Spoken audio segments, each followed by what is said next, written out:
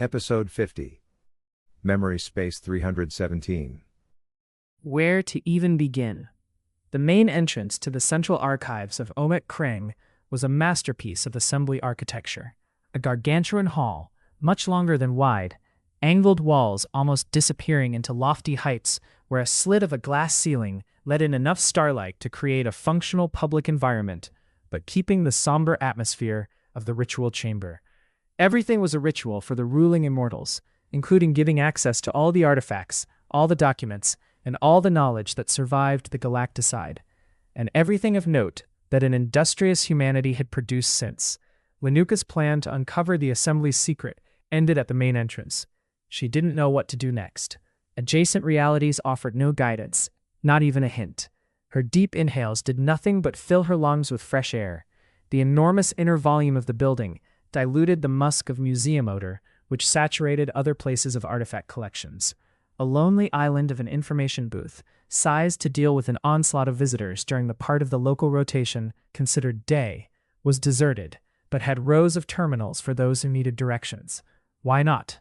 Linuka began the trek to the booth. The length of the walk gave visitors a chance to reflect on their place in the assembly-created universe. Small, slow, and clueless, the assembly had all the wisdom, and its archives all the answers. Murmurs of other human visitors reverberated the closer she drew to a terminal, the effect being the strongest and loudest in the center of this echo chamber.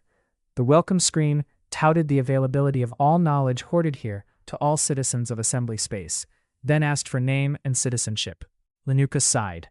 Accessing the system with her real name would point the assembly to what she was doing at best and trigger alarms at worst. She was such impets, arriving here with grand plans, ready to tackle the galaxy's secrets, faltering to come up with a random name to access the Magi system. Ki Zini, she said after the timeout countdown almost reached 0, hoping private yachts and the commander would not mind. Citizen of Alu Dash. The problem was not that there was nothing to find, it was the wealth of data obscuring whatever she was looking for. Linuka stopped gesturing from one useless screen to the next. Categories of entries would not help. Where would the assembly keep its pivotal thing? The building map is what she needed. Deep Vault sounded promising. Chaperoned access only didn't. What did they keep there? The listings were short compared to the other screens she had seen. Original this, original that, foundational texts. The oldest surviving instructions on how a re-emerging humanity should be ruled. The holy scriptures of the assembly. Linuka touched the request access field. The woman introducing herself as Snu Tokpi was friendly, but her line of questioning revealed the annoyance of having to accompany a late visitor clad in a vomit-stained robe. The long elevator ride down to the deep vault began. You understand that access to the originals does not mean you can remove them from the vault system or touch them. It means you can see them presented through safety glass. Nearby terminals will help you translate the old galactic scripture. Ir uyu p thievum, said Linuka. Oh, said Snu. Most visitors can't read the old language, let alone speak it. Are you a historian? Linuka assumed Snu was. Once they reached the vault, she needed to get rid of the chaperone, and wondered if she would faint if she told her she had brushed up her old galactic by meeting the actual honored. I work for the Regent's office of Alu Dash. Tradition is our motto. Well, said Snu, I am glad to hear someone keeping the light of civilization shining. The elevator stopped. The door slid open, giving access to a wide corridor. Unlike the other hallways in this building, the end of the corridor was visible not too far away. The deep vault was a smaller section for the real valuables. Say, Mistress Tokpi, do some exhibits down here allow direct streaming access? Anything resembling a multi-awareness granting setup would require a neural connector streaming station. Simple menu screens and data projections would not cut it for experiencing the multiverse. Please call me Snu, the woman said with a smile.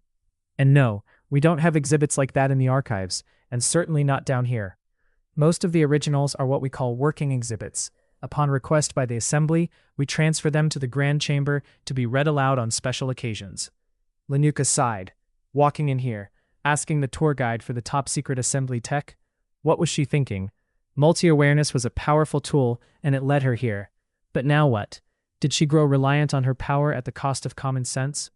Oh, you look disappointed, my dear, said Snu, but maybe you would enjoy the Alu Dash room. What's in there? Nothing specific. The exhibit is the room itself, showcasing all elements of traditional Alu-Dashad architecture. It is a recent addition. Recent? Anything down here listed in the directory was 700 orbits old or older. Sounds interesting, said Linuka. Lead the way. Snoo stopped at a door nearby. It's in here.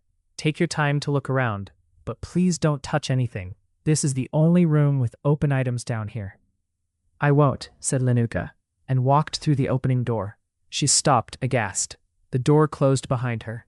A square floor, a flat ceiling just as tall as the walls were wide. Old ancestral cube chamber, dark gray semi-polished stone walls, radiating cold tradition. A window slit close to the ceiling, a functional light source, but no one could look out or inside. Privacy mattered, as this was a bedroom. It was hers, her childhood bedroom inside the royal palace, in the part destroyed by rampaging extragalactics during the war. Meticulously recreated by the assembly. If this were the secret, what was its point? Her room did not serve any higher purpose than a young Linuka Omga resting in it at night. The bed was missing here. She shook her head. This was pointless. The room meant nothing to assembly members or any visitor but her. And her father. The memories flooded in like warm bathwater. This room existed twice. One in the palace. Her mind created the other. Linuka nearly died in this room. She nearly died in the last bubble universe of her making. There, too, it was her father who saved her. His eyes, his hands, the smell of his favorite breakfast bread, a familiar embrace, gentle words, unclear but unmistakable. Her father. He was here. The memory of Kelchada never dimmed in this reality. Had Linuka's trap for alien warlord Din Rul worked as intended, the collapsing fake universe would have taken her father along to a grave of disconnected causality, of meaninglessness across existence, of nothing. But he didn't vanish. A painful bond connected her every waking thought to the last conversation they had. Fighting, arguing, no goodbyes but a child's tantrum leaving her father behind to die. But he didn't. Did he find a way? Did he cling to a world line like a drowning man to a tossed rope? The room. Think, Linuka. Did the assembly need the room to anchor that connection? Her hands glided over the rock. No memories sparked. It felt rougher to the touch than she remembered, having made forceful contact with these walls more than once during her wild toddler orbits. She looked closer. The semi-polish was a facade. The stone block showed many fractures, more, the longer one fixated on it. Linuka checked other wall stones. The same result. This room was recreated from rubble. It wasn't a faithful replica. This was her room. The original parts pulled from the palace ruins, painstakingly reassembled in a vault. She found the where, found the what, but the real question left her numb. Why? Why would someone go through all this effort to recreate a causal connection? Linuka glanced at the left wall from the window. If this was the original room, her fingertips, running along the large wall stone joints, found what she was looking for. The safe room passage. Muscle memory drilled into young Linuka from early childhood found the depressible parts, remembering the sequence. The stone moved down and sealed with the floor, leaving a child-size opening. Behind it, a soul-sealing light turned on, revealing not an escape tunnel, but a sterile lab room. White walls, a connector chair in the center. The connection cap looked like the one Linuka had ripped off Chadzini's head when she freed him. A multi-awareness setup. Beyond the lab stage, no longer an experiment, the working portal for the assembly immortals to poke the veil of existence, wrestle away the insight a secretive multiverse kept hidden from most. Linuka circled the chair, considering how to destroy it. How did the assembly make this work?